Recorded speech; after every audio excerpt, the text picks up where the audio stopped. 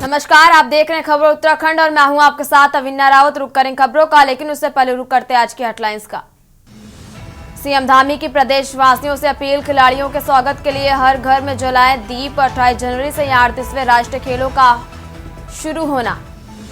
23 जनवरी को उत्तराखंड में रहेगा सार्वजनिक अवकाश, सभी राजकीय और निजी प्रतिष्ठान रहेंगे बंद। निकाय चुनाव में मतदान को लेकर रहेगा सार्वजनिक अवकाश। उत्तराखंड नगर निकाय चुनाव, मुख्यमंत्री पुष्कर सिंह धामी प्रचार अभियान में उतरे, 7 दिन में करेंगे 25 रैलियां। निकाय चुनाव की प्रेक्षकों को दी गई ट्रेनिंग, मतदान और मतगणना के बारे में बताया गया। आचार संहिता का सख्ती से पालन करने के निर्देश। नैनीताल में सड़क हादसा, सहायक खंड विकास अधिकारी ने 3 लड़कियों को रौंदा, एक की मौत, मेले से लौट रही थी सभी। 2 दिन बाद रुकी बर्फबारी, बद्रीनाथ हाईवे माड़ा गांव तक बंद, औली मलारी में फिसल रहे वाहन। आप देख रहे हैं के न्यूज, खबरों का सारथी। और अब बात कर रहे हैं बड़ी खबर की, जहां देहरादून में कैंट विधानसभा कार्यकर्ता सम्मेलन का आज आयोजन होगा। वहीं 12 बजे शुरू होगा कैंट विधानसभा कार्यकर्ता सम्मेलन। और एक बड़ी जानकारी आपको देहरादून से बता रहे हैं, जहां सम्मेलन में सीएम पुष्कर सिंह धामी भी शामिल होंगे। वहीं जीएमएस रोड स्थित चौधरी फॉर्म में सम्मेलन का आयोजन किया गया, जहां 4:55 पर एक शाम सैनिकों के नाम कार्यक्रम का आयोजन होगा। वहीं सीएम पुष्कर सिंह धामी भी उपस्थित रहेंगे और देहरादून स्थित राजभवन में इस कार्यक्रम का आयोजन रखा गया है। और एक बड़ी जानकारी आपको बता रहे हैं, जहां सीएम पुष्कर सिंह धामी भी उपस्थित रहेंगे इस कार्यक्रम में। और अहम जानकारी आपको देहरादून से बता रहे हैं, जहां देहरादून स्थित राजभवन में कार्यक्रम का आयोजन रखा गया है और कैंट विधानसभा कार्यकर्ता सम्मेलन होगा आज। और एक बड़ी जानकारी आपको देहरादून से बता रहे हैं, जहां 12 बजे शुरू होगा कैंट विधानसभा कार्यकर्ता सम्मेलन। और सम्मेलन में सीएम पुष्कर सिंह धामी शामिल होंगे। और एक बड़ी जानकारी आपको बता रहे हैं, जीएमएस रोड स्थित चौधरी फॉर्म में सम्मेलन का आयोजन रखा गया है।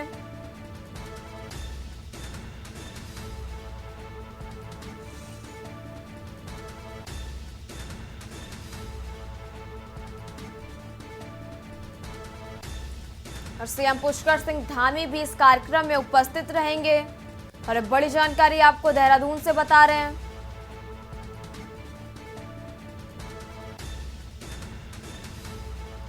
जहां कैंट विधानसभा कार्यकर्ता सम्मेलन का आज आयोजन होगा और 12 बजे शुरू होगा कैंट विधानसभा कार्यकर्ता सम्मेलन। और सम्मेलन में सीएम पुष्कर सिंह धामी शामिल होंगे। जीएमएस रोड स्थित चौधरी फॉर्म में इस कार्यक्रम का आयोजन रखा गया है।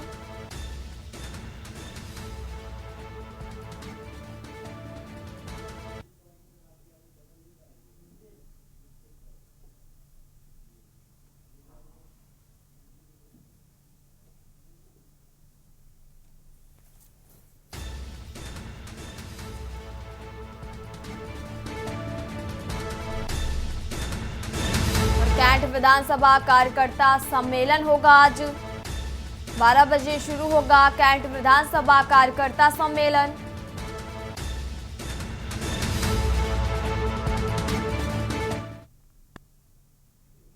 और अब बात कर रहे हैं लक्सर की, जहां बसेडी गांव में बकाया बिल की वसूली करने गए विद्युत कर्मचारी की बकायादारों के परिवार के लोगों ने विद्युत एसडीओ अभिचंद की मौजूदगी में जमकर पिटाई कर दी। बताया जा रहा है कि बसेडी निवासी एक व्यक्ति की तरफ विद्युत विभाग का बिल भुगतान बकाया चल रहा था और आज विभाग की टीम एसडीओ के नेतृत्व में उसका विद्युत कनेक्शन काटने के लिए गई थी। विद्युत कर्मचारी द्वारा उनके करप्शन को काटने की प्रक्रिया शुरू की गई, तभी बकायादारों के परिवार वालों ने कर्मचारी की लात घूंसों से जमकर पिटाई कर दी। मौके पर मौजूद कुछ लोगों द्वारा इसका वीडियो बनाया गया, जो कि सोशल मीडिया पर जमकर वायरल हो रहा। अब वीडियो देख सकते हैं कि किस तरह से कर्मचारी को लोगों द्वारा जमकर पिटाई की जा रही है। और एसडीओ अभिचंद के मुताबिक आरोपी के खिलाफ पुलिस को तहरीर भी दी गई और पुलिस मामले की छानबीन में भी जुटी हुई है।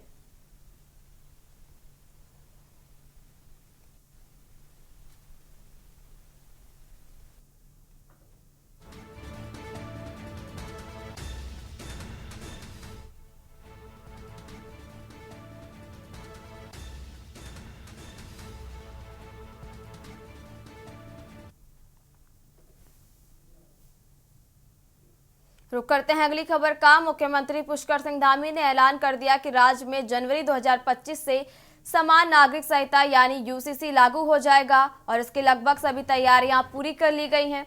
ऐसे होने में उत्तराखंड आजादी के बाद समान नागरिक संहिता लागू करने वाला प्रदेश बन जाएगा। दरअसल यूनिफॉर्म सिविल कोड शादी, तलाक, मेंटेनेंस, संपत्ति का अधिकार, गोद लेने और उत्तराधिकारी जैसे क्षेत्रों को कवर करता है। व्यक्ति किसी भी धर्म, जाति, संप्रदाय का क्यों ना हो, उन सबके लिए एक समान कानून है। उधर दूसरी ओर यूसीसी का कांग्रेस ने विरोध करते हुए इसे समाज को बांटने वाला कानून बताया है।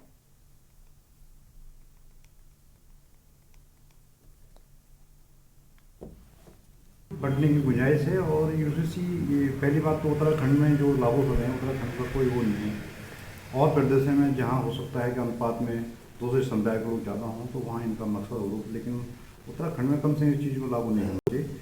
और यहाँ जो एक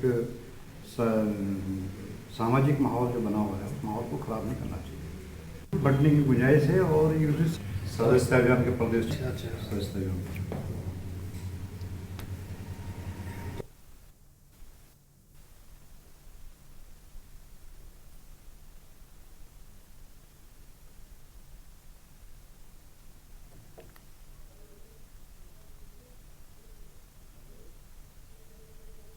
सदस्यता अभियान के प्रदेश सदस्यता अभियान।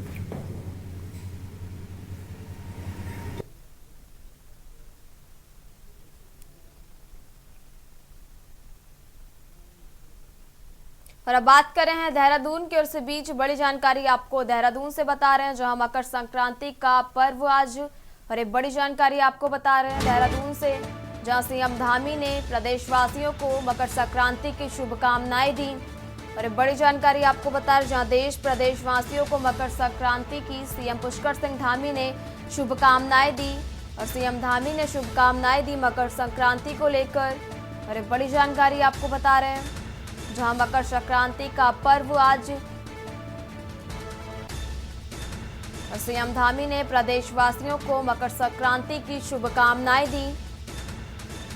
समस्त देश प्रदेशवासियों को शुभकामनाएं दी और सीएम धामी ने ये शुभकामनाएं दी। और ये बड़ी जानकारी आपको देहरादून से बता रहे हैं।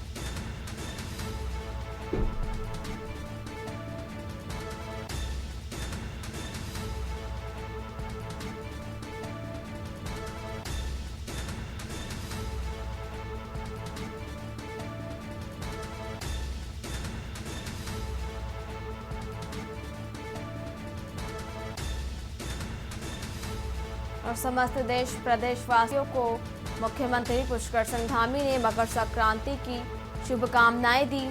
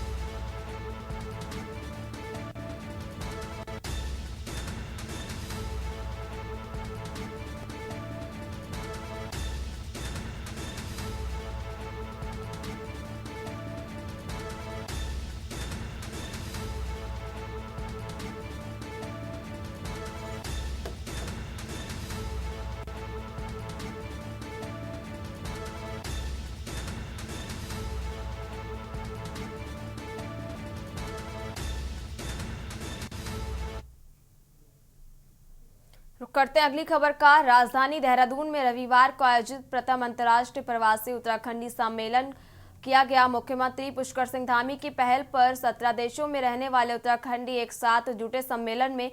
वहीं उत्तराखंड में निवेश की संभावनाएं, हॉस्पिटैलिटी, वेलनेस, कौशल विकास, विदेश में रोजगार और उच्च शिक्षा के साथ ही उद्यान, जड़ी बूटियों में संभावना विषय पर पैनल डिस्कशन भी किया गया। बताते चले कि दिसंबर 2023 में आयोजित इन्वेस्टर समिट से पहले धामी विदेश दौरे पे थे, जहां प्रवासियों ने उनका उत्तराखंड की रीति परंपरा से स्वागत किया था और इस दौरान तमाम सफल लोगों की सीएम से मुलाकात भी हुई थी। और इसी के बाद सीएम ने ऐसे प्रवासियों के अनुभव का लाभ लेने के लिए शासन में प्रवासी उत्तराखंडी खेल गठित करने के साथ ही अंतर्राष्ट्रीय प्रवासी उत्तराखंडी सम्मेलन भी आयोजित करने के निर्देश दिए थे। सरकार का मानना है कि देश विदेश में रह रहे प्रवासी उत्तराखंडी राज्य में गांव गोद लेने में भी उत्साह दिखा रहे, जिनमें अब तक कई गांव को प्रवासियों ने गोद भी लिया। देखिए हमारी खास रिपोर्ट में। मुख्यमंत्री पुष्कर सिंह धामी ने प्रदेश का कार्यकाल संभालते ही प्रवासी उत्तराखंडी भारतीय लोगों का सम्मेलन किया था। देश विदेश में रहने वाले प्रवासियों को 2 दिवसीय कार्यक्रम में भी बुलाया गया था, जिसका उस समय राज्य सरकार को अच्छा अनुभव भी मिला। यही वजह है कि अब सभी के अनुभवों के साथ सरकार प्रवासी सम्मेलन कर रही है, जिसमें बड़ी संख्या में उत्तराखंडी प्रवासियों के आने का अनुमान है। साथ ही उत्तराखंडी प्रवासियों के अनुभव से सरकार प्रदेश हित के लिए उनका ज्ञान भी लेगी। वहीं विदेशों से आए उत्तराखंडी प्रवासियों ने सरकार की इस पहल को सराहना करते हुए प्रदेश की समस्याओं को लेकर अपने अनुभव भी साझा किए हैं। सबसे पहले तो ये अंतर्राष्ट्रीय प्रवासी उत्तराखंडी सम्मेलन में आयोजित किया है और ये निश्चित रूप से जो हमारे प्रवासी उत्तराखंडी हैं, आज दुनिया के विभिन्न देशों में रहते हैं और उन्होंने अपना एक बहुत बड़ा मुकाम हासिल किया है, अपना स्थान बनाया है, अपनी पहचान बनाई है।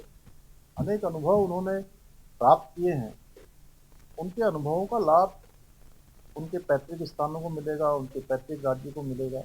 हमने उनके अंदर एक भाव देखा है, अपनी संस्कृति के प्रति, अपनी मिट्टी के प्रति एक उनका जुड़ाव है। और हमने पिछले नवंबर माह में 2024 में देश के अंदर रहने वाले जितने प्रवासी हैं जो विभिन्न राज्यों में निवासरत हैं, उन सबका भी सम्मेलन किया था और बड़ी संख्या में देश के अंदर रहने वाले प्रवासियों ने भी इसमें भाग लिया। आज मैं मुझे बहुत ज़्यादा सौभाग्यशाली महसूस कर रही हूँ अपने आप को कि आज हम इस सम्मेलन में जो उपस्थित हुए हैं और ये सब मुख्यमंत्री जी की बदौलत ही है। यहाँ पर जैसे कि बात हुई है पलायन के ऊपर, तो मेरा ये विचार है, क्योंकि एडवाइस हम नहीं कर सकते, पर मेरा ये अपना अंदरूनी विचार है कि ये जो कदम उठाया जा रहा है एडॉप्शन का, उसमें पलायन रुकेगा।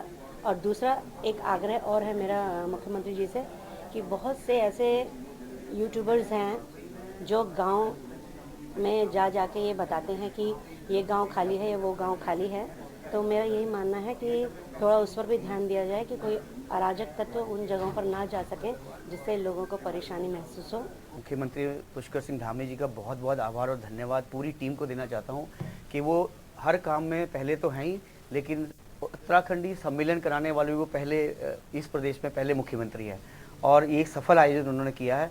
और मैं यूएई से आया हूँ, दुबई में रहता हूँ पिछले 16 साल से। मैं मूलतः पिथौरागढ़ बेरीनाग ज़िले से गांव है मेरा, और मेरे दादाजी स्वतंत्रता सेनानी थे। 2 मेरे घर से स्वतंत्रता सेनानी हैं और मेरे माता पिता दिल्ली में रहते हैं। और मैं पिछले 12 साल से दुबई में जो समाज सेवा करी है, मैं 10,000 से ज़्यादा विदेश में जो भारतीय लोग फंस जाते हैं उनको निकालने में सक्षम हुआ। जैसे आपने देखा होगा जो रशिया यूक्रेन वार में जो उत्तराखंड के जो लोग आए थे 12-13, उनको भी निकालने में मेरी अहम भूमिका रही है वहाँ की लोकल अथॉरिटी से और उनसे। और उसके लिए मैं भारत सरकार का भी बहुत बहुत आभारी हूँ कि मैं पूरे भारत का सबसे पहला उत्तराखंडी जिसको प्रवासी भारतीय सम्मान से महामहिम राष्ट्रपति ने 2019 में सम्मानित किया। ये सबसे बड़ा सम्मान होता है। मेरे लिए ये बहुत ही सौभाग्य की बात है कि मैंने ये सम्मेलन में इनवाइट मिला और माननीय मुख्यमंत्री जी ने हमें यहाँ पे बुलाया और हमें शामिल किया। मैं करंटली यूएई में एमिरेट्स एयरलाइंस में कार्यरत हूँ और मेरा यहाँ पे आना मेरे लिए ये एक इंस्पिरेशन है कि मैं भी अपने जैसे मैं जिस इलाके से मैं हूँ, मैं चमोली गढ़वाल से हूँ, जहाँ पे कि लड़कियों की शिक्षा का बिल्कुल भी साधन नहीं था, लेकिन बीइंग लाइक मेरे फादर टीचर थे तो उन्होंने हमेशा से प्रेरित किया कि लड़कियों की शिक्षा बहुत इंपॉर्टेंट है। क्यों इंपॉर्टेंट है? क्योंकि वो एक परिवार, एक समाज को नहीं, एक परिवार को नहीं, वो अपने घर से शुरुआत करती है। तो उस मुहिम के तहत मुझे लगता है कि आज मैं जहाँ पे हूँ, मैं भी उन लड़कियों की हेल्प करूं जिन लड़कियों के पास शिक्षा का साधन नहीं है, जो अभी भी, जैसे मुख्यमंत्री जी ने बात करी कि आप गांव को गोद दे सकते हैं। उत्तराखंड में हो रहे लगातार पलायन को लेकर सभी विपक्षी दल लगातार सरकार पर पहले से ही निशाना साधे हुए हैं और अब वहीं चुनाव के चलते सरकार का खासतौर से प्रवासी उत्तराखंड सम्मेलन को लेकर आयोजित सम्मेलन पर विपक्षियों का यही मानना है कि ये सरकार का सिर्फ एक दिखावा है। लगातार सरकार प्रवासियों को प्रदेश में रोकने में विफल साबित हुई है। अगर सरकार कुछ करना भी चाहती है तो पहले प्रदेश में बेहतर शिक्षा, चिकित्सा, रोजगार जैसी सुविधाओं को जनता के लिए सही करे, जिनको लेकर अभी तक सरकार ने कोई काम नहीं किया। और यही वजह है कि तमाम उत्तराखंड प्रवासी अपने ही प्रदेश में आने से कतरा रहे हैं, लेकिन जो प्रदेश में आना भी चाह रहे हैं उनको सरकार प्रदेश में रोकने में विफल साबित हुई है। इसके बाद सरकार कोई भी सम्मेलन कर ले, कोई फायदा नहीं। देखिए, आप ये मत कहिए कि भारतीय जनता पार्टी कर रही है। भारतीय जनता पार्टी और सरकार दोनों मिलकर के जो है इसका आयोजन करने का काम कर रहे हैं। ठीक है, अच्छी बात होनी चाहिए, अच्छी शुरुआत होनी चाहिए। हम तो अप्रवासी जो लोग हैं उनसे भी ये निवेदन करना चाहते हैं कि वो भी जो है कुछ समय इस पर्वतीय क्षेत्र में प्रवास करने का काम करें। जो पलायन हो रहा है, इस पलायन को रोकने में जब वो प्रवास करेंगे पर्वतीय क्षेत्रों में तभी तो रुकेगा। हम देहरादून में, दिल्ली में, बॉम्बे में जो है इसका आयोजन करेंगे, सब लोग भाषण दे के चले जाएंगे, फिर ढाक के 3 पार। तो इस दिशा में सकारात्मक कदम उठने चाहिए। बिल्कुल, प्रवासी सम्मेलन भी कर लेंगे ये लोग, बुला भी देंगे।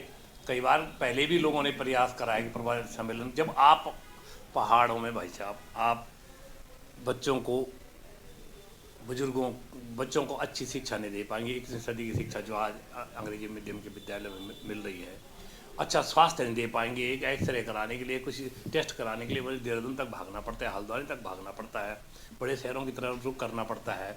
आप वहाँ पे रोज़गार नहीं देंगे, आप वहाँ पे जो है पर्यटन को उनके रोज़गार परक नहीं बनाएंगे, तो कैसे पलायन कैसे वापस हो जाएगा? ये खाली एक आडंबर है, दिखाने का है इनका आडंबर, दिखाने के देखो जी हम ये प्रयास कर रहे हैं। और गांव प्रतिदिन बंजर होते जा रहे हैं, स्कूलें खाली हो रही हैं, गांव बंजर हो रहे हैं। राज्य गठित होने के बाद से लगातार प्रदेश में हमेशा आगे बढ़ने की कोशिश की, जिसमें कांग्रेस और भाजपा सरकारों ने हर प्रयास किए, लेकिन अब तक देखा जाए तो रुक करते हैं अगली खबर का। अगली खबर आपको देहरादून से बता रहे, 38वें राष्ट्रीय खेलों के लिए मात्र 16 दिन का समय शेष बचा है।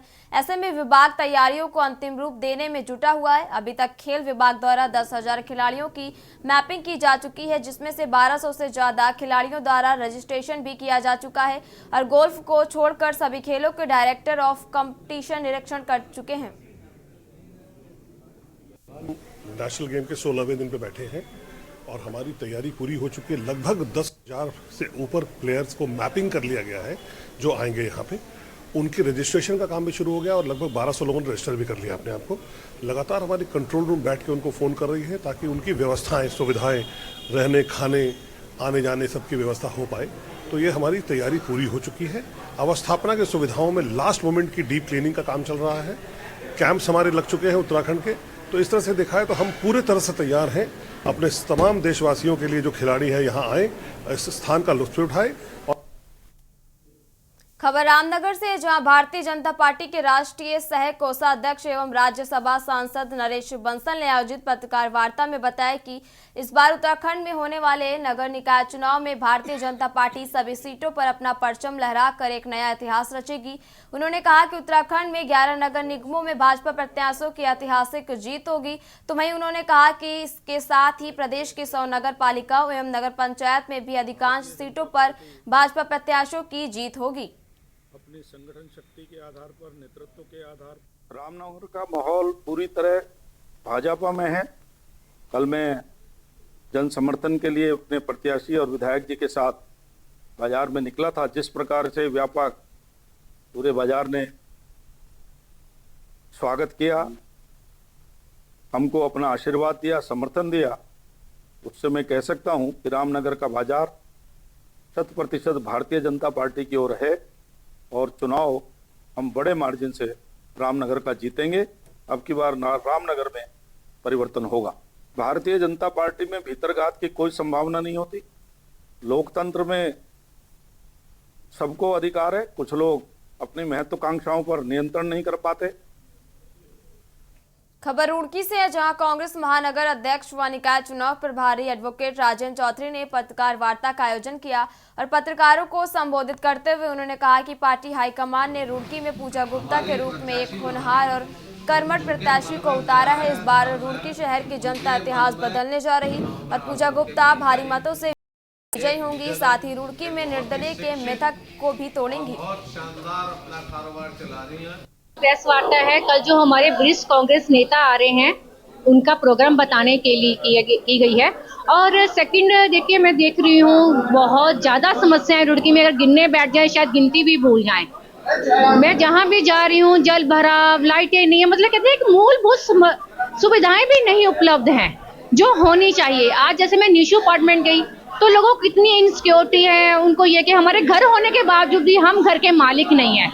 आज पत्रकार वार्ता इसलिए की गई कि रात कल बारिश हुई जरा सी, उसमें रुड़की में जो है सारे में जल भराव हो गया। रुड़की की जो टूटी हुई सड़कें हैं उनमें और ज्यादा गड्ढे गहरे हो गए, लोगों के चोट लग गई। स्ट्रीट लाइट है नहीं, रात की बारिश में गड्ढा, पानी और अंधेरा, उससे कई लोगों के चोट लग गई। रुड़की के सरकारी अस्पताल में एंटी रेबीज का इंजेक्शन नहीं है। खबर नैनीताल से, जहां बीते रोज हुई बर्फबारी के बाद सरोवर नगरी नैनीताल का मौसम खुशनुमार बना हुआ है। वहीं धूप खिलते ही आसपास के क्षेत्रों से बड़ी संख्या में पर्यटक बर्फ देखने नैनीताल पहुंच रहे हैं। नैनीताल की उच्च श्रृंखलाएं स्नो फ्यू, हिमालय दर्शन और किलबरी में बर्फ देखने के लिए दिन भर पर्यटकों का तांता लगा रहता है। यहाँ पे स्नोफॉल हो गई, कम मिली लेकिन अच्छा लग रहा है। अभी आए एंजॉय कर रहे हैं।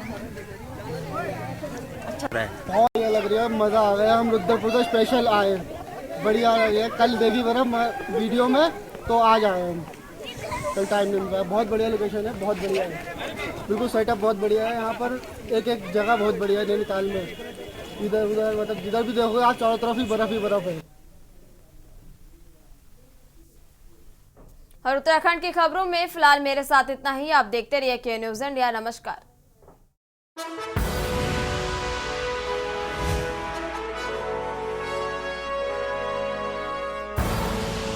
आप देख रहे हैं के न्यूज़, खबरों का सारथी।